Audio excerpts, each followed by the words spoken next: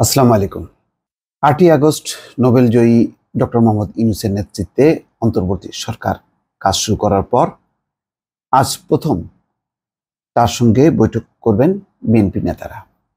মির্জা ফখরুল ইসলাম আলমগীর সহ বিএনপির শীর্ষ নেতারা তার সঙ্গে বৈঠক করবেন বিকেলে যমুনায়, এমন খবরটা পাওয়া গেছে।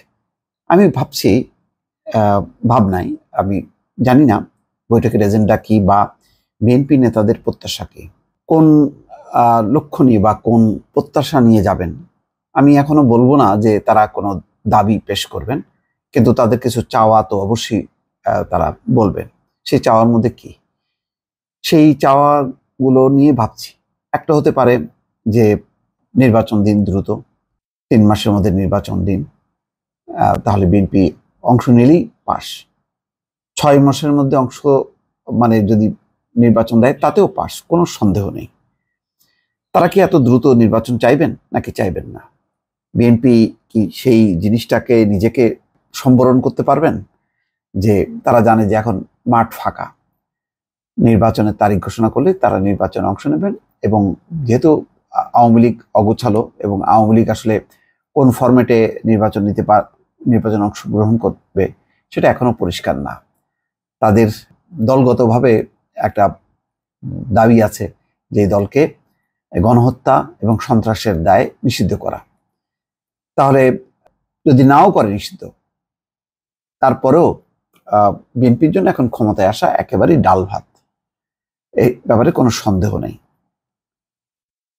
তো সেই দাবিটা কি করবেন, নাকি আরো কিছু কাজ আছে, এটা লম্বা সময় নেবে?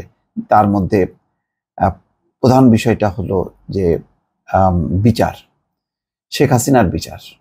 গত ১৫ বছরে বহু হত্যাকাণ্ড এবং সাম্প্রতিক সময় ছাত্র আন্দোলনের প্রেক্ষিতে যেই গণহত্যা, সেই গণহত্যার বিচার, সেই বিচারটা যদি শুরু করতে পারে তাহলে এটাও একটা রাজনৈতিকভাবে বিশাল একটা অর্জন বিএনপির। কেননা তাহলে আওয়ামী লীগ এবং তার প্রধান শেখ হাসিনা একেবারে রাজনীতিকভাবে তার মৃত্যু ঘটবে। দেশে এবং বিদেশে যদি এই বিচারের দাবিটি উত্থাপিত হয় এবং অন্তর্বর্তী সরকার যদি সেটি সামনে নিয়ে আসে, তাহলেও একটা রাজনৈতিক বিচার মানে রাজনৈতিক বিজয়। এখন এটি কি বিএনপি নিজেরা করতে চান? দ্রুত ক্ষমতা নিয়ে তার জায়গাগুলো পরিপূর্ণ করতে চান, যে আওয়ামী লীগের শূন্য স্থানগুলো, সেটা কি সম্ভব বা সেটা কি করবে তারা?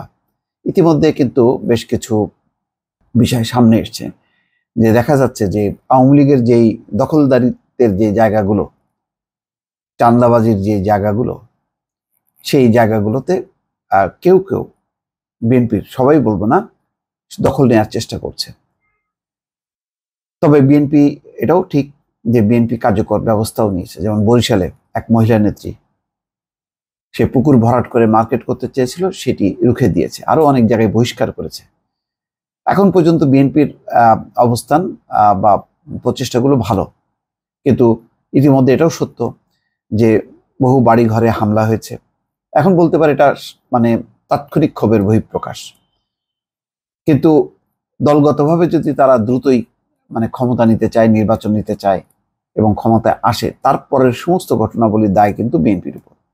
সুতরাং বিএনপি কি ক্ষমতার বাইরে থেকে তত্ত্বাবধায়ক সরকারকে সময় দেবে কিনা, যে এই বিচার এবং সবচেয়ে গুরুত্বপূর্ণ হলো যে কিছু সংস্কার, নির্বাচন সংস্কার এবং বিচার বিভাগ, অনেকগুলো সংস্কার যদি না করা হয়, তাহলে গণতন্ত্রকে প্রাতিষ্ঠানিকীকরণ এবং যে পরিবর্তনটা, সেই পরিবর্তনটা বিএনপির পক্ষে অনেক বেশি ভালো হবে, যে তারা একটা পরিবর্তিত রাজনৈতিক পরিস্থিতিতে, প্রেক্ষাপটে তারা সেখানে অংশ নিচ্ছে।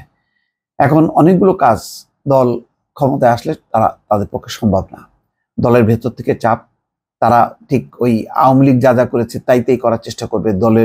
দলীয় সরকারের অধীনে বা নির্বাচন কমিশনের অধীনে তারা নির্বাচন করতে চাইবে, সেই নির্বাচন নিয়ে অভিযোগ থাকবে। বরং এমন একটা নির্বাচনী ব্যবস্থা করা উচিত, যেটা তত্ত্বাবধায়ক সরকার যেটি করেছিল, যে সবার অংশগ্রহণে সত্যিকার অর্থে সুষ্ঠু নির্বাচন। সেটা করতে গেলে প্রশাসনিক একটা সংস্কার দরকার, পুলিশের একটা সংস্কার দরকার, সব ক্ষেত্রে একটি সংস্কার কাজ, সেই কাজটা তত্ত্বাবধায়ক সরকার বা অন্তর্বর্তী সরকার যত ভালোভাবে করতে পারবে এটি বিএনপির পক্ষে সম্ভব না।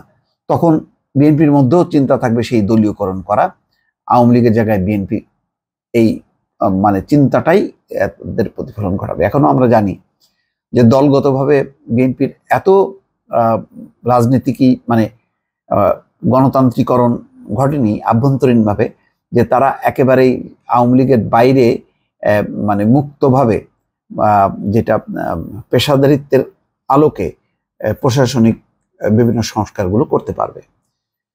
সুতরাং প্রধান উপদেষ্টার সঙ্গে কোন কোন বিষয় নিয়ে তাদের বৈঠক, কোন কোন বিষয়ে তাদের চাওয়া, সেই বিষয়গুলো কিন্তু পরিষ্কার না। তড়িঘড়ি করে যদি ক্ষমতা আসতে চায় তাহলে নিঃসন্দেহে এই অন্তর্বর্তী সরকার বিব্রতকর অবস্থার মধ্যে পড়বে। আর এটাও মনে রাখা দরকার, অতীতের যেই তত্ত্বাবধায়ক সরকার তার সাথে এই সরকারের একটা মৌলিক পার্থক্য আছে। পার্থক্য হলো এই সরকার কিন্তু ছাত্রদের দ্বারা পরিচালিত একটি সরকার, অর্থাৎ ছাত্ররা যে অভ্যুত্থান সংগঠন করেছিল সেই অভ্যুত্থানের ফলশ্রুতিতে এই সরকার এসেছে। ফলে এই সরকারেরও কিন্তু একটা ভিত্তি আছে, তার একটা বেজ আছে। সে যে একেবারেই দল নিরপেক্ষ তা কিন্তু না। এই যে নাহিদ ইসলামদের নেতৃত্বে সারা দেশে হাজার হাজার লক্ষ লক্ষ তরুণ যে সংগঠিত হয়েছে, এই শক্তিতে কিন্তু এই অন্তর্বর্তী সরকার বলিয়ান। ফলে তাদেরকে একেবারে শুধুমাত্র তারা নির্বাচন কন্ডাক্ট করতে এসছে, নির্বাচন করে বিএনপি ক্ষমতায় যাবে তারপর তারা বিদায় হবে, এইরকম মানসিকতা নিয়ে আমার ধারণা যে সেই ধারণাটা পোষণ করা বিএনপির ঠিক না। ডক্টর ইউনূস নিশ্চয়ই একটা সময় নিয়ে সবকিছু সংস্কার করতে চাইবে। তারাও একটা মানে প্রশংসিত হয়ে তারা বিদায় নিতে চান, যাতে জাতি তাদেরকে মনে রাখে।